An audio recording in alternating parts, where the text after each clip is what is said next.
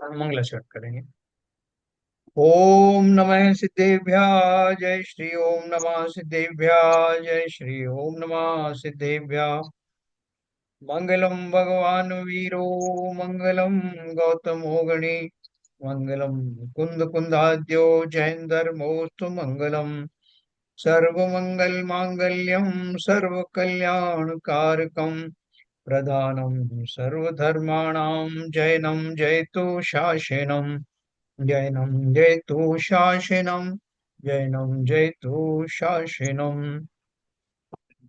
लोग जो डॉक्टर अभय कुमार जैन द्वारा रचित क्रिया परिणाम और अभिप्राय हमने कल से प्रारंभ किया है, जिसके माध्यम से हम ये जानेंगे कि वास्तव में जीव को क्रियाओं का फल मिलता है या उसके जो परिणाम आते हैं, जो उसके भाव बनते हैं उनका होता है, या या उसकी जो इंटेंशन है, उसका जो अभिप्राय है, उसका जो इरादा है ना, उसका जो है फल मिलता है। ये बहुत बारीक चीज है। तो वो अपन इतना तो पहले से जानते थे कि क्रिया का फल डायरेक्टली नहीं मिलता है, परिणामों का फल मिलता है, ऐसा अपन मोटा मोटा तौर पे जानते थे।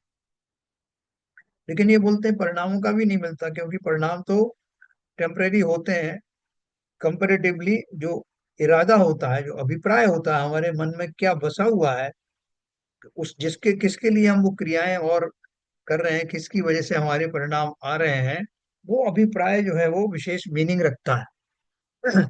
और सारा जो है खेल उसी से होता है। तो अपन इसको बहुत बारीकी से समझेंगे, इन तीनों में क्या फर्क है और कैसे हम अपने अभिप्राय को सुधार सकते हैं।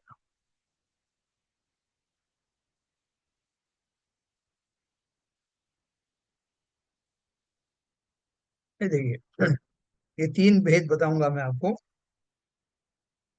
क्रिया क्या है?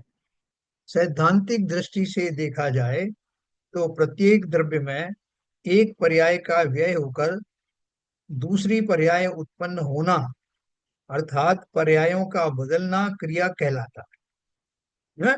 ये सिद्धांत है। क्या सिद्धांत है? हर एक द्रव्य में कुछ ना कुछ क्रिया होती रहती, जो उसी द्रव्य के अनुरूप होती है। जिस द्रव्य में जो क्रिया होती है, अर्थात जो परिणमन हो सकता है, वो दूसरे द्रव्य में वैसी प्रतिक्रिया, दूसरी जाति के द्रव्य में वैसी क्रियाएं नहीं होती। तो द्रव्य की अपनी अपनी योग्यता के अनुसार उनकी क्रियाएं होती हैं, उनका परिणमन होता है। उस परिणमन का नाम ही पर्याय है। पर्याय का बदलना निरंतर जारी रहता है। उद्गल जो है वो उनकी पर्याय बदलती रहती है। जीव के परिणामों के अनुसार जीव की दशाएं बदलती रहती हैं।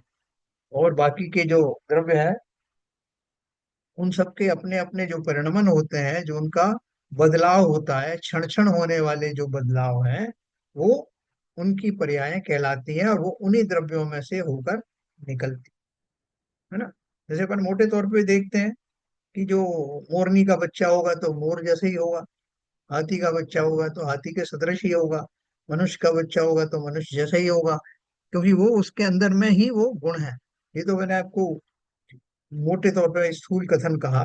बारीक रूप में तो जो उनकी जो अर्थ और व्यंजन पर्याय हैं, उनकी अपन बात करते हैं, तो उसके हिसाब से घटित होता। कविवर पंडित बनारसी दास जी के शब्दों में कर्ता परिणामी द्रव कर्म रूप परिणाम क्रिया परजय की फिरनी वस्तु एक त्रय नाम। देखो, एक वस्तु के तीन नाम हुए। क्या तीन नाम है? कर्ता, परिणामी, द्रव, कर्म रूप परिणाम, क्रिया परजय की फिरनी वस्तु एक त्रय नाम। क्रिया शब्द का उक्त अर्थ होने पर भी यहाँ यह अर्थ अभीष्ट नहीं है। पंडित टोडरमल जी ने बाह्य क्रिया शब्द का प्रयोग किया है, जिसे हम संक्षेप में क्रिया शब्द से संबोधित करेंगे। है, अभी आप समझने के लिए क्या समझिए कि जो बाह्य क्रिया है, बाह्य क्रिया को ही क्रिया मानिए। अतः क्रिया शब्द से आशय लौकिक अर्थात धार्मिक शारीरिक क्रियाओं से है। खाना पीना, उठना बैठना, चलना खड़े रहना, नहाना अथवा बोलना, तथा इनसे विपरीत कार्य अर्थात उपवास करना, मौन रहना, भक्ति पूजा दया दान व्रतशील संयम आदि सभी कार्य क्रिया शब्द से वाच्य हैं और पुद्गल की पर्याय हैं। ये जितनी बातें कही गई हैं, खाना पीना उठना नहाना धोना, भक्ति करना पूजन करना आदि, ये सब क्रियाएं बाह्य में अपन को देखने को मिलती हैं। और ये सब क्रियाएं मुख्य रूप से जैसे अपन मनुष्यों के माध्यम से देखते हैं, मनुष्य इसको करते हुए दिखाई देते हैं, तो वो मनुष्य में भी क्रियाएं किसके माध्यम से होती हैं? उनके शरीरों के माध्यम से। और शरीर किससे निर्मित है? उद्गल से। तो वास्तव में ये सारी क्रियाएं किसकी हुई? उद्गल द्रव्य की ही हुई। उठाना धरना हम हाथों के द्वारा करते हैं, चलना फिरना पैरों के द्वारा करते हैं, बोलना जो है मुंह से बोलते हैं।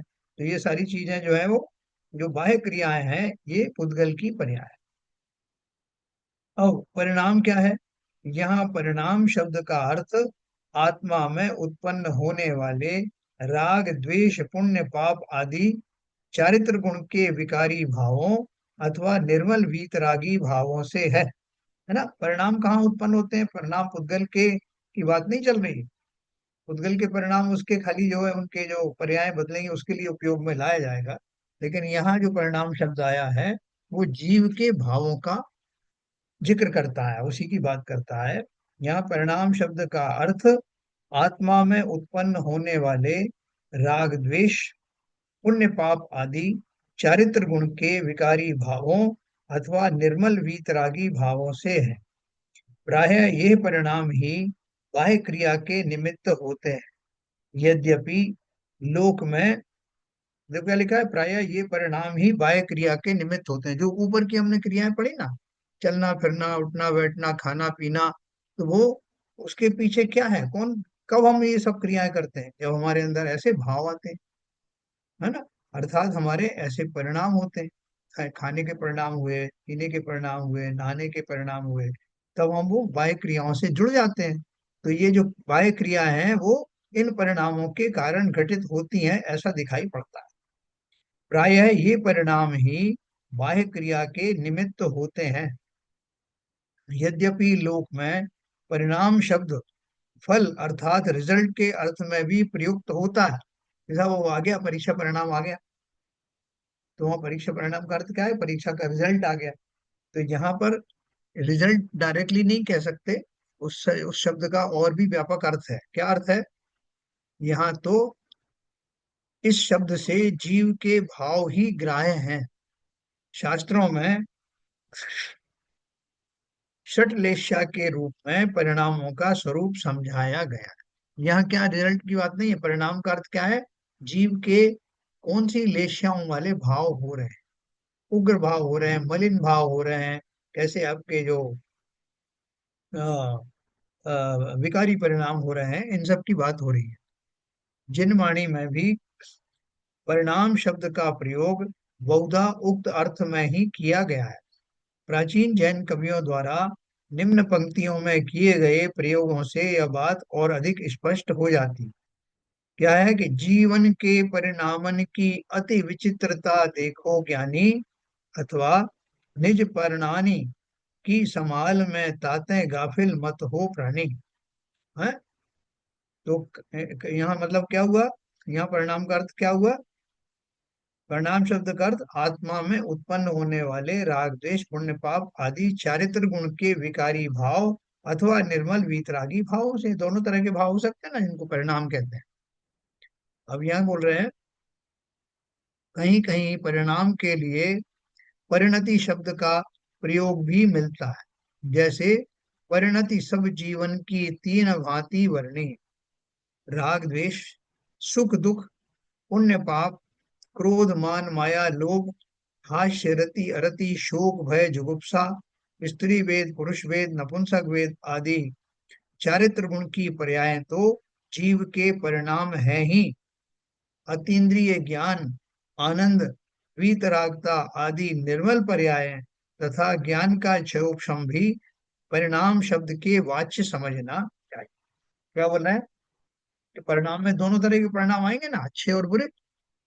तो बुरे परिणाम तो ये सब राग द्वेष आदि हैं, जिनसे बंद होता है वो सारे राग द्वेष, सुख दुख पुण्य पाप क्रोध मान माया लोभ आदि जो है ना, जो 25 कषाय हैं, वो सब आ जाते हैं। और अगर अच्छी वाली परिणाम होते हैं तो उनमें अतीन्द्रिय ज्ञान, आनंद, वीतरागता, ये सब निर्बल पर्याय भी परिणाम का ही भेद है। यहाँ मोह शब्द का प्रयोग जानबूझकर नहीं किया गया है, क्योंकि दर्शन मोह की विस्तृत व्याख्या अभिप्राय के प्रकरण में अलग से की जाएगी। चारित्र मोह की चर्चा तो उसके भेदों के रूप में इसी प्रकरण में आ चुकी है ना। चारित्र मोह कौन सा हो गया? ये सब चारित्र मोह ही है। ये राग द्वेष, सुख दुख, पुण्य पाप, क्रोध मान माया, जो कषाय जितनी भी हैं या राग द्वेष परिणाम हैं, ये सब चारित्र मोहिनी कर्म के भेद हैं, उसी का पार्ट। ठीक है ना। तो यहाँ जो मोह शब्द देंगे तो दर्शन मोह की बात होती है, और दर्शन मोह की बात अभी बाद में और करेंगे। तो ये हो गया देखो। अभिप्राय किसे कहते हैं? क्रिया हमने पढ़ी, परिणाम हमने पढ़े। क्रिया क्या थी? कि जो बाह्य क्रियाएं जो हमारे भावों के अनुसार घटित होती हैं, उन सबको हम क्रिया कहते हैं। परिणाम किसे कहते हैं? जो हमारे अंदर में जो भाव आते हैं, जिस तरह के राग द्वेष पुण्य पाप आदि के जो भाव आते हैं, वो परिणाम, उनको परिणाम कहा जाता है। उनसे हम ओतप्रोत हो जाते हैं, तो हमारे परिणाम अच्छे या बुरे होते जाते हैं। और अब अपन बात करेंगे अभिप्राय की। अभिप्राय किसे कहते हैं? अभिप्राय शब्द से आशय, मान्यता या श्रद्धांत से है। क्रिया और परिणाम के पश्चात अभिप्राय शब्द रखा गया है। इससे इतना तो स्पष्ट है कि अभिप्राय बाह्य क्रियाओं से भिन्न तो है ही, परिणामों से भी भिन्न कोई अलग वृत्ति है? अभिप्राय बाह्य क्रियाओं से तो भिन्न हो ही गया, परिणामों से भी भिन्न है, कोई अलग वृत्ति है। पंडित टोडरमल जी ने इसके लिए अभिप्राय शब्द के साथ साथ प्रतीति और अभिनिवेश शब्द का प्रयोग भी किया है। कहीं कहीं विश्वास और दृष्टिकोण शब्द का प्रयोग भी किया जाता है ना। देखो इसमें मैं आपको अभी एक एक शब्द और इसमें बताता हूँ, जो उर्दू का शब्द है, जैसे अपन इरादा कहते हैं, कि आपका इरादा क्या है? इंटेंशन, अंग्रेजी में इंटेंशन क्या है? एक कोई व्यक्ति किसी का मर्डर कर दिया साहब, तो उसको पकड़ के लाया, तो पुलिस सबसे पहले ये जानना चाहती है कि अगर इस व्यक्ति ने मर्डर किया है तो इसका कारण क्या था, इसका मंतव्य क्या था, ये किस लिए करना चाहता था, इसका उद्देश्य क्या था, अर्थात उसका अभिप्राय क्या था, है ना। तो अभिप्राय का मतलब यह है कि उसका वो जो जिस कारण से वो कार्य किया जा रहा है, वो कारण क्या था, इसी को अभिप्राय कहते हैं। तो इन्होंने कहा इस शब्द को, अभिप्राय शब्द को बहुत सारी चीजों में प्रयुक्त किया जाता है। जैसे मान लीजिए किसी की एक मान्यता है कि बकरे की बलि देने से मुझे जो है वो स्वर्ग की प्राप्ति होती, तो उसने किसी को मार डाला, बकरे को मारा, किसी ने नर बलि भी दे दी। तो अब जब उसको पकड़ा जाएगा तो उससे पूछते हैं कि भैया तुमने इसको क्यों मारा, तुम तो खाते नहीं हो। जहाँ सब नहीं खाते, फिर तुम्हारा मकसद क्या था, तुम्हारा उद्देश्य क्या था, तुम्हारा अभिप्राय क्या था। तब वो उसका अभिप्राय बताता है कि भाई मुझे तो मेरे ऐसे विश्वास था, मेरी ऐसी श्रद्धा थी कि ये करने से मुझे स्वर्ग मिल जाता। तो वो जो उसकी मान्यता है उसको भी अभिप्राय कहते हैं। अभी देखा ना, अभिप्राय शब्द से आशय मान्यता या श्रद्धांत से है। पंडित टोडरमल जी ने इसके लिए अभिप्राय शब्द के साथ साथ प्रतीति, मतलब आपके मन में क्या विश्वास है, किसके साथ में आप क्या विश्वास के साथ ये कार्य कर रहे हैं कि ये आपका काम अवश्य हो जाएगा। तब मैंने यही विश्वास से किया, बहुत लोगों को इससे फायदा होते हुए देखा, तो मुझे भी विश्वास जम गया कि मैं अगर नरबली दे दूंगा तो मेरा भी लाभ हो जाए। तो वो जो उसका खोटा श्रद्धान है, खोटी प्रतीति है, वो उसको भी अभिप्राय कहते हैं। कहीं कहीं विश्वास और दृष्टिकोण शब्द का प्रयोग भी किया जाता है, यानी आपका दृष्टिकोण कैसा है, उस दृष्टिकोण के अनुसार जो है ऐसा होता है। जैसे किसी ने ये मान लिया कि फला फला एक पर्टिकुलर कोई धर्म वाला जीव है, उसके मन में उसने कहीं ऐसा सीखा है और उसको विश्वास है कि मैं अन्य धर्मावलंबियों को अगर मारूंगा तो मुझे वैकुंठ मिल जाएगा या स्वर्ग मिल जाएगा। तो ये उसकी मान्यता है, उसने उनको मारा क्यों? इसी अभिप्राय के साथ मारा, इसी मान्यता के साथ मारा कि इससे उसको स्वर्ग मिले। तो ये अभिप्राय का अर्थ ये आता। लोक में किसी कार्य को करने के उद्देश्य या उसके प्रयोजन को भी अभिप्राय कहते हैं। किसी विषय में होने वाले मंतव्य को भी अभिप्राय कहा जाता है। यह मंतव्य भी मान्यता का एक रूप है। ये अलग अलग शब्द मैंने आपको बताए और उनको घटित करके बताया। ये सब अभिप्राय हमारे अंतर में पड़ा रहता है, हमारी श्रद्धा का विषय बनता है, हमारे संकल्प का विषय बनता है, और हम उसके उन कारणों से अमुक अमुक क्रियाओं को अंजाम देते हैं। तो इसको मंतव्य भी कहते हैं। वो पूछते भाई तुम्हारा इरादा क्या है, तुम्हारा मंतव्य क्या है, ये सब करने के पीछे तुम्हारा कारण क्या है, उद्देश्य क्या है। ये बहुत सारे शब्द हैं। अग्रहीत मिथ्यात्व तथा ग्रहीत मिथ्यात्व अभिप्राय अर्थात श्रद्धा गुण की विपरीत पर्याय हैं।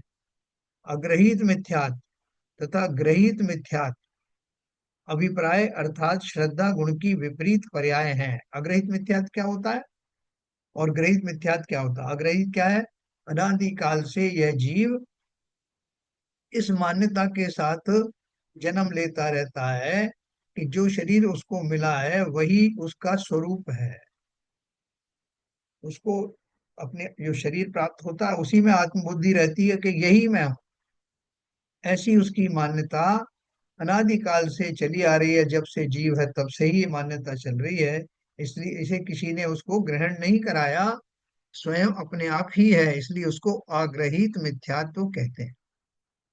और ग्रहित मिथ्यात्व किसे कहते हैं?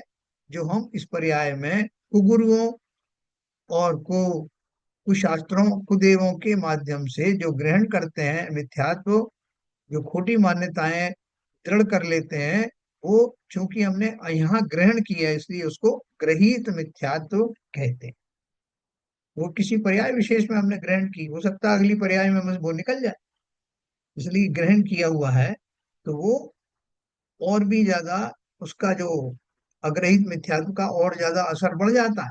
हम पहले से ही ये भेद विज्ञान से रहित थे, शरीर को अपना मानते थे, और किसी गुरु, छोटे गुरु आदि ने, शास्त्र ने और इस बात की पुष्टि कर दी हो कि भैया संसार में खाना पीना भोग आदि यही सब कुछ है, तो हमारी मान्यता और दृढ़ हो गई। तो इसलिए अग्रहित मिथ्यात्व तो चूंकि सदियों से चला आ रहा है, लेकिन ये कम से कम ग्रहित मिथ्यात्व पर हम तुरंत प्रभाव से अंकुश लगा सकते हैं। अगर हम उसको चालू रखेंगे तो हमारा वो अग्रहित मिथ्यात्व कभी छूटेगा नहीं। तो यहाँ क्या बोल रहे हैं? अग्रहित मिथ्यात्व तथा ग्रहित मिथ्यात्व अभिप्राय अर्थात श्रद्धा गुण की विपरीत पर्याय हैं। अभिप्राय की विपरीतता के कारण ही ज्ञान और चारित्र में विपरीतता होती है। यानी हमारा अगर उद्देश्य ही गलत है, हमारा मंतव्य गलत है, हमारा जो क्या बोलना चाहिए, इरादा ही हमारा गलत है, तो हमारा जो ज्ञान है और जो चारित्र है वो भी गलत ही रहेगा। क्योंकि जैसे मैंने आपको भी बताया कि उस जीव को ऐसी भ्रांति थी कि नरबली देने से और स्वर्ग आदि मिल जाता है। तो उसकी ये मान्यता है उसका। और उसको उस मान्यता को पूरा करने के लिए उसने अभिप्राय में ऐसा बना लिया है कि मुझे नरबली देना है। किस वजह से बना लिया? क्योंकि श्रद्धा ने ऐसा है कि वो देने से उसको लाभ होगा। तो अभिप्राय का अर्थ मिथ्यात्व ही हो ऐसा नहीं है। यह शब्द श्रद्धा गुण की सामान्य परिणति का वाचक है। कि किसी ने आपको कह दिया कि भाई साहब इससे बहुतों को फायदा हुआ है, ये आप कर लो। किसी ने आपको बोल दिया कि वो जो आजकल बहुत सारे लोग ये करते हैं ना, जो सर्प दंश से नशा करते हैं, अपनी जीभ को सर्प से कटवाते हैं, कोबरा से, आदी हो जाते हैं उसके, और उसका जो जहर है उसको, उससे उनको जो नशा सा आता है उस नशे को एंजॉय करते हैं। तो उनका क्या है, अभिप्राय कैसे बना उनका? और ये गलत मिथ्यात्व जैसा ही है ना। मिथ्यात्व हम जनरली हम मिथ्यात्व शब्द उसके लिए उपयोग करते हैं कि हमारी श्रद्धा अपने स्वरूप के बारे में जो है वो खोटी है, उसको मिथ्यात्व कहते हैं। तो यहाँ जो उसी श्रद्धान खोटी श्रद्धान के बल पर है, मैं शरीर को सुखी करने के लिए सांप आदि का जहर ही से दंश लेता हूँ और मानता हूँ कि इससे मैं सुखी हो जाऊंगा। तो क्या बोल रहे हैं? अभिप्राय का अर्थ मिथ्यात्व ही हो ऐसा नहीं है। यह शब्द श्रद्धा गुण की सामान्य परिणति का वाचक है। मिथ्यात्व और सम्यक ये दोनों अभिप्राय के ही विशेष रूप हैं। मेरी श्रद्धा जैसी होगी उसके अनुसार मेरा अभिप्राय बनेगा। अगर मेरी श्रद्धा में यह है कि भक्ति आदि करने से, जिनेन्द्र देव की भक्ति करने से स्वर्ग आदि की प्राप्ति होती है, तो मेरे अभिप्राय में ये बसा हुआ है कि मुझे भक्ति भाव करना है, क्योंकि इससे मुझे स्वर्ग आदि की प्राप्ति होगी। अगर मेरे अभिप्राय में ये बसा हुआ है कि ये भक्ति आदि के परिणाम से आगे निकल करके और मुझे जब आत्मचिंतन करूंगा तो मुझे मुक्ति की प्राप्ति होगी, तो मेरा अभिप्राय बदल गया। अब मैं स्वर्गों की बात नहीं करता, मैं लौकिक सुखों की बात नहीं करता। मेरे अभिप्राय में बसा हुआ है वो मुक्ति का मार्ग। किसी को तीसरे तरह का अभिप्राय हो सकता है कि जिनेन्द्र देव की भक्ति से, क्योंकि मेरा जिनेन्द्र देव ही ये भी समय इष्ट हैं, तो इनसे, इनकी साधना करके, इनसे भक्ति भाव करके मैं अच्छी चोरी आदि कर सकता हूँ और बड़े बड़े लोगों को जो है, शत्रुओं को जमीन पे लिटा सकता हूँ। इस भाव के साथ में और इस अभिप्राय के साथ में मैं भक्ति करता हूँ। ऐसे जो अभिप्राय क्या है कि मेरी इरादा क्या है, मेरी मान्यताएं क्या है, और मैं उस मान्यता के को लिए हुए उसकी प्राप्ति के लिए जो कुछ करना चाहता हूँ, वो मेरा अभिप्राय है। ठीक है ना। तो मिथ्यात्व और सम्यक ये दोनों अभिप्राय के ही विशेष रूप हैं। जिसे सम्यक दृष्टि होगा वो भक्ति का सही स्वरूप समझेगा, उसको और अपना अभिप्राय यही रखेगा कि मैं पूजन आदि के माध्यम से शास्त्रों का अध्ययन करके और मुक्ति के मार्ग पर प्रशस्त हों, ये उसका सम्यक अभिप्राय है। जबकि मिथ्यात्व वाले अभिप्राय का मैंने आपको भी बता दिया। मिथ्या दर्शन अर्थात मिथ्या अभिप्राय तथा सम्यक दर्शन अर्थात सम्यक अभिप्राय समझना चाहिए। है, सम्यक दर्शन क्या बोलता है, सम्यक दर्शन क्यों प्राप्त करना चाहिए? कि सम्यक दर्शन इसलिए प्राप्त करना चाहिए कि मैं, संसार के समस्त जीव सुखी होना चाहते हैं, दुखी कोई होना नहीं चाहते। तो मुझे एक दो चीजें मालूम होना चाहिए कि सुख का स्वरूप क्या है, नंबर वन। नंबर टू, जिसे सुख मिलना है वो कौन है, उसे किस चीज से सुख मिलेगा? तो इसका उत्तर मिलता है कि प्राणियों को। तो प्राणियों का वो क्या पार्ट है, कौन सा पार्ट, प्राणी किसे कहते हैं? जिसके प्राण हो। तो प्राण कौन से है?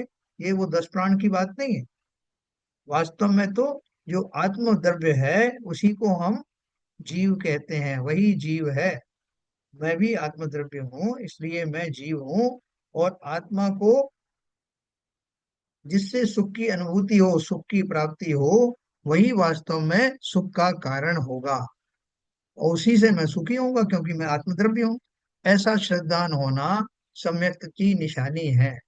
और जिसको ऐसा, ऐसी श्रद्धा होगी कि मैं शरीर नहीं हूँ, मैं आत्मा हूँ, जिसको ऐसा श्रद्धान होगा, उसी के अभिप्राय में उस आत्मा को स्वभाव के रूप में वर्ण करने का प्रसंग आएगा। उसका अभिप्राय यही हो जाएगा कि मुझे तो अपने स्वरूप में जाना है, अपने स्वभाव में जाना है, क्योंकि मैं देह नहीं हूं, ऐसा विश्वास हो गया। तो उसके परिणामों में बदलाव आया और उसका अभिप्राय बदल गया। उसे अपनी समस्त आकुलताओं को दूर करना है। पहले तो वो लौकिक सुख की कामनाएं करता था, उस समय उसका अभिप्राय मात्र वो था। अब अभिप्राय ये है कि शरीर आदि के प्रति होने वाले आकर्षण से मुक्त होकर के अपने वास्तविक स्वरूप में पहुंच जाए। अब ये उसका अभिप्राय है, यही उसका लक्ष्य है, यही उसका उद्देश्य। मिथ्या दर्शन अर्थात मिथ्या अभिप्राय तथा सम्यक दर्शन अर्थात सम्यक अभिप्राय समझना चाहिए। मिथ्या और सम्यक अभिप्राय वाले जीवों को क्रमशः मिथ्या दृष्टि और सम्यक दृष्टि कहा जाता है। यहाँ दृष्टि शब्द भी अभिप्राय के लिए प्रयुक्त होता है। कैसे होता है? मिथ्या दृष्टि अर्थात विपरीत है दृष्टि जिसकी, इसी प्रकार सम्यक दृष्टि अर्थात यथार्थ है दृष्टि जिसकी। इसमें ज्ञान की विपरीतता या यथार्थता भी शामिल है ना। देखो इस बात को थोड़ा आपको कठिन ना लगे, इसके लिए मैं और अभी समझाता हूँ। आध्यात्मिक सत्पुरुष पूज्य गुरुदेव श्री कांजी स्वामी तो अपने प्रवचन में सम्यक दर्शन के लिए बहुधा दृष्टि शब्द का ही प्रयोग करते हैं।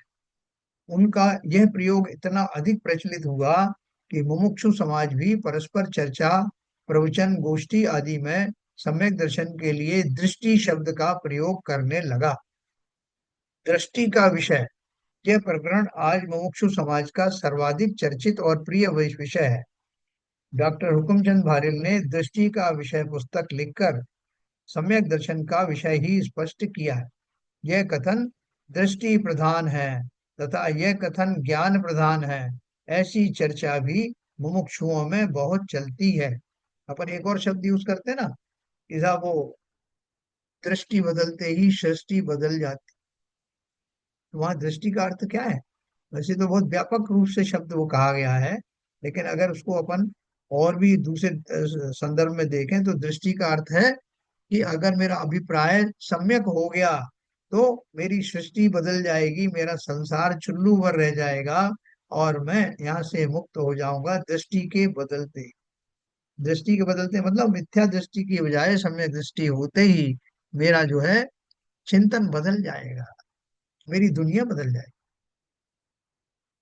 तो दृष्टि और अभिप्राय शब्द का प्रयोग अपेक्षा के अर्थ में भी किया जाता है। क्या आपने किस अपेक्षा से ये काम किया है? अभिप्राय, दृष्टि और अभिप्राय शब्द का प्रयोग अपेक्षा के अर्थ में भी किया जाता है।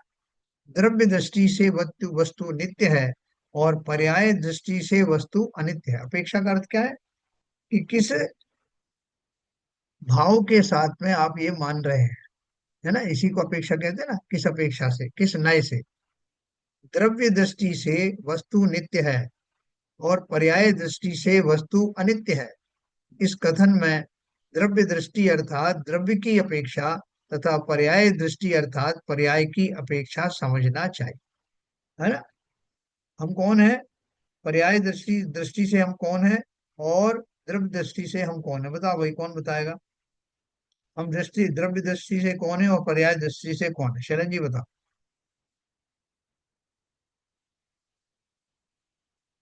पर्याय दृष्टि से तो हम लोग मनुष्य योनि मिली हमको। बराबर। और द्रव्य दृष्टि से हम आत्मा है। बहुत बढ़िया।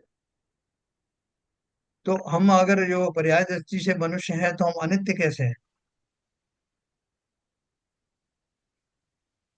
क्योंकि अनित्य इसलिए है कि हम लोगों को बार बार पर्याय चेंज करनी पड़ेगी। हाँ, अभी मनुष्य हैं तो आगे कुछ वो तेज भी हो सकते हैं, हम्म। नारकी भी हो सकते हैं, देव भी हो सकते हैं, इसलिए अनित्य है। हम्म। लेकिन द्रव्य दृष्टि से नित्य है, अर्थात मैं आत्मा हूँ और सदा आत्मा ही रहने वाला हूँ। बहुत बढ़िया। तो यह कथन अमुक नय की दृष्टि अपेक्षा से है तथा यह कथन प्रमाण दृष्टि अर्थात प्रमाण की अपेक्षा से है। ऐसे ही प्रयोग प्रवचनों में, चर्चाओं में तथा जिनागम में भी बहुत मिलते हैं। नए चक्रकार आचार्य माइल्य धवल लिखते हैं, जो नए दिट्ठि विहुणा ताण ना वत्थु सहाव उपलब्धि।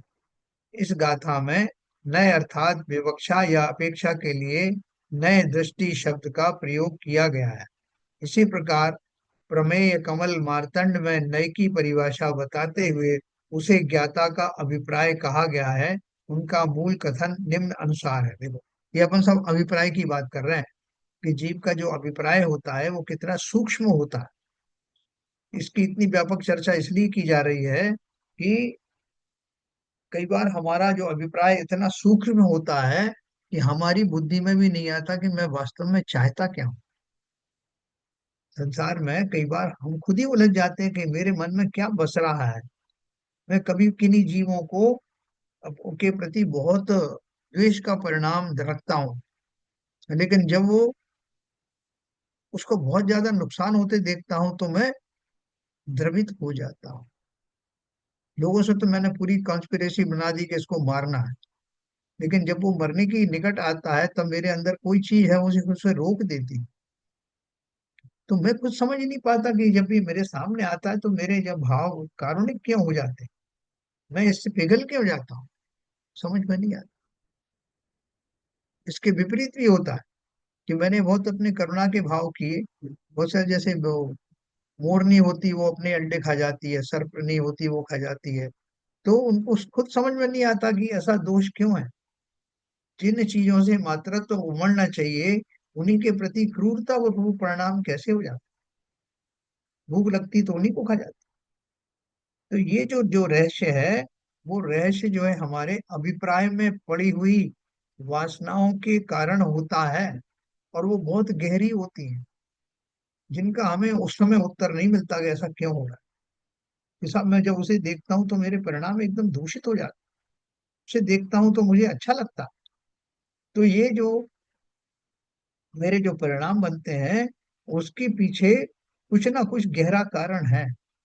तो वो गहरा कारण क्या है, मेरा अभिप्राय में क्या बसा है ना। जैसे उसको बोलते हैं ना, वो कौरवों का जो मामा था ना, क्या नाम था उसका, शकुनी। शकुनी ने पूरे जीवन भर, सबको यही पता है कि कौरवों का साथ दिया। उनके साथ बैठ करके सारा जो है वो प्रपंच रचता था पांडवों के खिलाफ। जबकि उसका अभिप्राय में कुछ और बस रहा था। उसका अभिप्राय ये था, उसका मंतव्य ये था कि मुझे इन कौरवों से बदला लेना। कोई सोच भी नहीं सकता कि उस इतना गूढ़ उसका मंतव्य होगा। संसार तो ये जानता है कि वो कौरवों का मामा था, दुर्योधन का मामा था, और उनको उसने बहुत अच्छे से उसकी दोस्ती निभाई, रिश्तेदारी निभाई।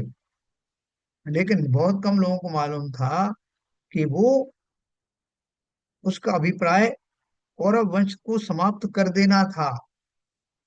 और वो चाहता था कि कौरवों को उकसा करके और पांडवों को के द्वारा उनको बदला, पांडवों के द्वारा उनसे बदला लिया जाए। पांडवों जो पांडव उससे बदला लेंगे तो मेरा बदला पूरा हो जाएगा। ये भाव, ये अभिप्राय उसके अंदर में बहुत गहरा तक फंसा हुआ था ये तब। अब देखो तो बहुत से रिश्तेदारों में ये अभिप्राय रहता है, जी। और वो ऐसा ही करते हैं। वो आपको बहुत मीठा मीठा बोल के आपकी बहुत खुशामद करते हैं, हाँ। और आपके साथ में घुस के वो ऐसा अनिष्ट करने की कोशिश करते हैं, आपके बच्चों को बरगलाने की कोशिश करते हैं, या बच्चों को ऐसी जगह लगाने की कोशिश करते हैं। और बड़े खास होते हैं वो रिश्तेदार, आपके बहुत नजदीक होते हैं। यस। कोई चाचा होता है, कोई मामा होता है, कोई ताऊ होता है, कोई ऐसा होता है। तो उनके अभिप्राय में ये रहता है, वो देखने में तो ऐसा लगता है कि पता नहीं वो कितनी हेल्प नहीं कर रहे हैं, लेकिन हाँ। उनके अभिप्राय में ये रहता है कि वो, उनके अभिप्राय में दुश्मनी का भाव है या शत्रुता का भाव है, या ऐसा भाव है जिसको लेके वो उनके बच्चों को, मतलब उनके जो अच्छे कार्यों को वो नहीं करने देते, उनके बुरे कामों की उसकी वो करते हैं कि हाँ, अरे यस। बड़ा बहुत बढ़िया किया आपने, बहुत अच्छा किया, ऐसे ही हाँ। करना चाहिए तेरे को, पापा से ऐसे ही बात करनी चाहिए, तेरे को ऐसे ही करना चाहिए, तेरे को दुकान में लेना चाहिए हिस्सा। बिल्कुल सही कह रहे हाँ। हो। अभी ये देखो इनको, जो धन्य कुमार थे, धन्य कुमार चरित्र आप लोगों ने पढ़ा होगा। तो धन्य कुमार को उनके जो सौतेले जो 100 भाई थे, वो चाहते थे कि उसको मारना, ये इनके इन प्रकार मारना। और वो सफल नहीं होते थे, बल्कि उनको और जगह, और जहाँ जाते थे तो और ज्यादा उपलब्धियां होती थी। तो उन्होंने एक बार उसको एक अंधी बावड़ी के पास लेके गए, और उसको बोला कि भैया ये बावड़ी के अंदर में कुछ रहस्य है, और बहुत इसमें कुछ ना कुछ अच्छाइयाँ छुपी हुई हैं, और वो हम लोग तो जा नहीं सकते, लेकिन तुम जरूर जा सकते हो। तो उसको पहला फुसला के लाए, वो सरल हृदय जीव था। मेरे भाई कह रहे हैं तो चलता हूँ। तो उसको बावड़ी में से उतारा, जैसे ही वो नीचे उतरा, ऊपर से उन्होंने बड़ा सा पत्थर रख के उसका पूरा द्वार बंद कर दिया। वो बाहर से ऊपर से यही जतलाया कि मैं, तुम, हम सब तुम्हारा फायदा चाहते हैं, भला चाहते हैं, और तुम जो है सक्षम हो, इसलिए देखो अंदर का रहस्य क्या है, या हो सकता है धन आदि हो। और इस इरादे से, लेकिन बातें मीठी मीठी जैसे आप कह रहे हो शैलेंद्र जी, वो करके उसको अंदर ढकेला। लेकिन उसको तो फल अपने पुण्य का मिलना था, तो वहां उसको एक राक्षस जाति का देव जो है उसके लिए, उनके लिए धन लेकर प्रतीक्षा कर रहा था।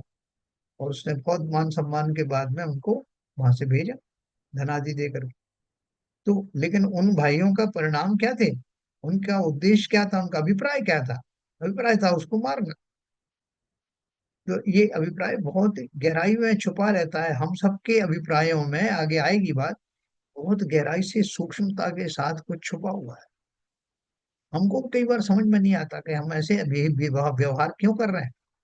लेकिन जो बहुत ज्ञानी है, जो इस बात को समझ जाते हैं, वो एक ना एक दिन उस अभिप्राय को खोज लेते हैं कि मैं ऐसा क्यों कर रहा हूँ। है ना। तो देखो, कल मैं आपको इसकी एक कहानी जो अपन ने पढ़ी थी ना, वो चंदन के व्यापारी वाला, उसका अभिप्राय क्या था। वो क्यों उसको मारना चाहता था और वो उसको क्यों मारना चाहता था, ये अपन ने पहले पढ़ी थी। कल इसका भी अपन जिक्र करेंगे। तो अभी अपन थोड़ा सा और पढ़ते हैं। अभिप्राय शब्द का पर्यायवाची भी इसी इस परिभाषा से स्पष्ट है कि नए अभिप्राय शब्द का पर्यायवाची भी है। नए श्रुत ज्ञानात्मक है, अतः अभिप्राय शब्द भी नयात्मक श्रुत ज्ञान के लिए प्रयुक्त हुआ है। उक्त विवेचन से यह निष्कर्ष निकलता है कि जब नयों अथवा अपेक्षा के संदर्भ में अभिप्राय शब्द का प्रयोग किया जाए तो अभिप्राय को श्रुत ज्ञान की नयात्मक पर्याय समझना चाहिए, और जब क्रिया और परिणाम के साथ अभिप्राय शब्द का प्रयोग किया जाए तो उसे श्रद्धा गुण की पर्याय समझना चाहिए। इसमें मिथ्या गुण ज्ञान भी शामिल है। हम क्या बोल रहे हो कि अपन इसको, इसी शब्द को अलग अलग संदर्भों में अलग ढंग से इसका अर्थ निकाल सकते हैं। कैसे? कि जब बोलते हैं कि ये वक्ता का अभिप्राय आपको इस शरीर से, शरीर में जो आपको ममत्व पड़ा हुआ है उस ममत्व को हटाने के का अभिप्राय है, तो वो आपसे क्या कहेगा? वो कहे भैया, नव मलदार बहे निसबाशर, नाम लिए घिन आवे। किस शरीर से तुम मोह कर रहे हो जिसमें नौ मलदारों से निरंतर दुर्गंधमय वस्तुएं प्रवाहित हो रही हैं, ऐसे शरीर से तुम प्रीति कर रहे हो। और दूसरे पर ही वो कहता है कि भैया, ये तो देह देवालय है, ये तुम्हारा शरीर नहीं, ये तो एक देवालय जैसा है जिसमें तुम आत्मा रूपी भगवान बसते हो।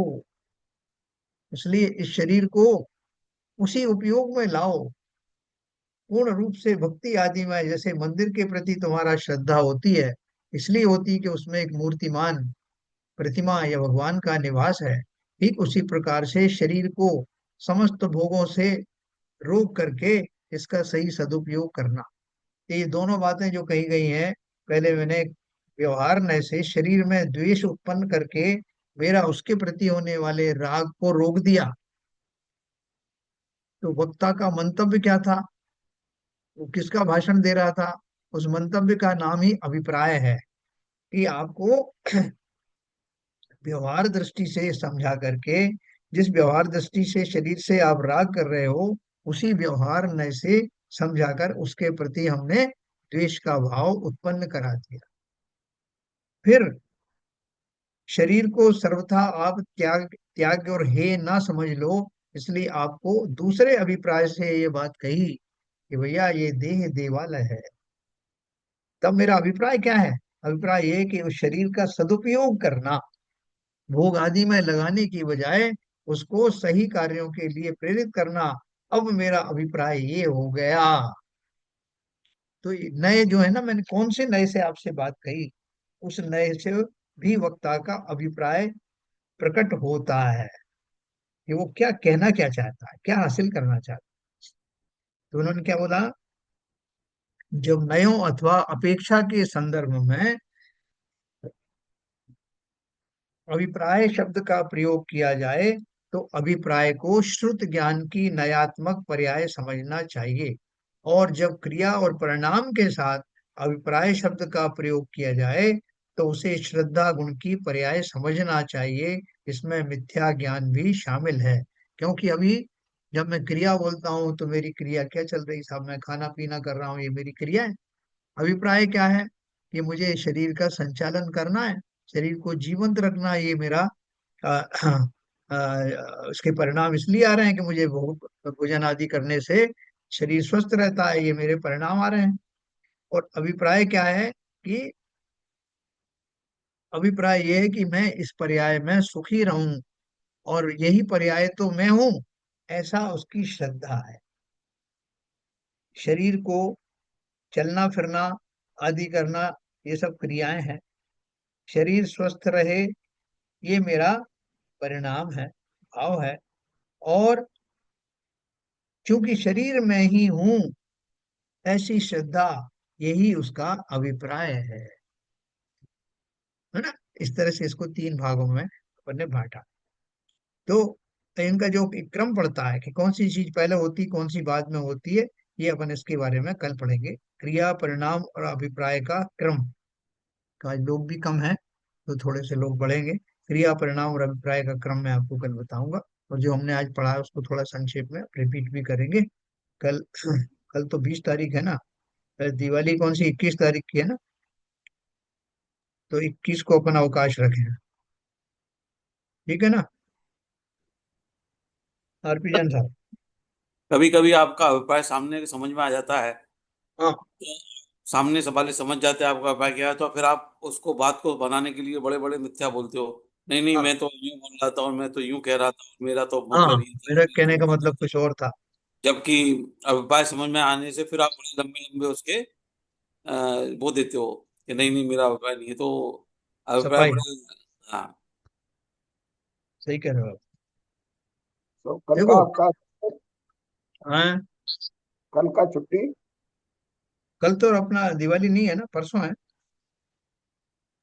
कल नहीं, 20 तारीख एक्चुअली है। में एक्चुअली में लोग दिवाली कल मनाएंगे, लड्डू सुबह परसों चढ़ेगा, ऐसा है। क्योंकि मैं नहीं कह रहा था। क्योंकि अमावस्या तो कल ही पड़ जाएगी शाम को, तो जो भी अच्छा, भगवान का अभिषेक कर लेंगे। लोगों के यहाँ शाम को। हाँ। 20 और 21 दोनों, 20 और 21 दोनों दिन करें अवकाश। मेरे हिसाब से तो ठीक है। और इनसे पूछ लीजिए, शैलेंद्र जी से। नहीं नहीं, ठीक है, कोई दिक्कत नहीं है। अभी दो चार लोग कम आएंगे तो फिर और उनका छूट जाएगा, रहने दो, कोई दिक्कत नहीं। हाँ, अभी भी कम ही आ रहे हैं। तो ठीक है, क्या विपुल जी, हाँ जी कल सर, और 20 और 21। परसों। हाँ, 20 और 21 का अवकाश रख लेंगे, नहीं तो संख्या कम ही रहेगी दोनों दिन। हाँ, ठीक है, ठीक है, रख लेंगे। और आपके पास टाइम है अभी थोड़ी देर हाँ जी, हाँ जी, हाँ बातचीत। जी सर, मैं अवेलेबल हूँ, हाँ जी। Okay okay. चलिए, तो अपन इसको भी जिनवाणी स्तुति करते हैं। आज वो नहीं आई क्या, संजय प्रकाश जी भी नहीं है। चलिए, तो जिनवाणी स्तुति मैं करता हूँ।